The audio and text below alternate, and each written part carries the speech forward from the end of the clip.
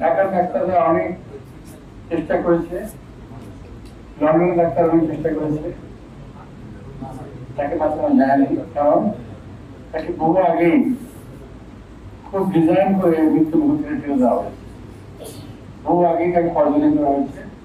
এটা আমি বারবার বলছি, এখনো বলবো। এবং যাওয়ার সময় আপনার কাছে এটা একটা নিশ্চয়ই এটা একটা ইনভেস্টিগেশন আমরা শুরু করেছি।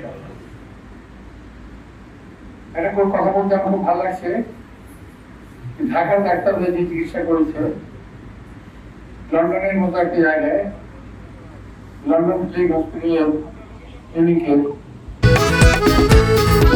খাবারের পছন্দ ভিন্ন হলেও মজার বেলায় সবাই এক।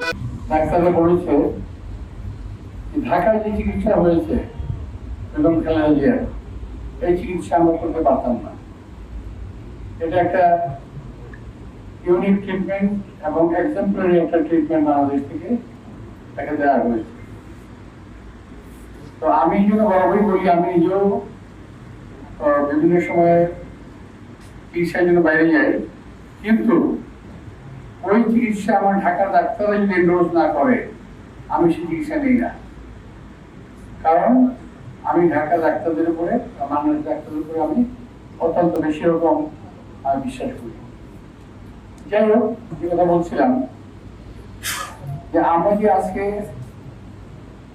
এই কথা বলছি, আজকে এত অবাধ স্বাধীনতা বাংলাদেশের এখন জনগণের, যে যা খুশি করছি আমরা সব কিছু পিছনে কিন্তু দেশ কিন্তু বেগম খালেদা জিয়া আমাদের এই অবদান রেখে গেছেন। আমরা কথা বলতে পারছি, আমার সামনে ভোট দেবো, ইলেকশনের ঘোষণা বলতে পারছি, কোনোদিন ভয় নাই।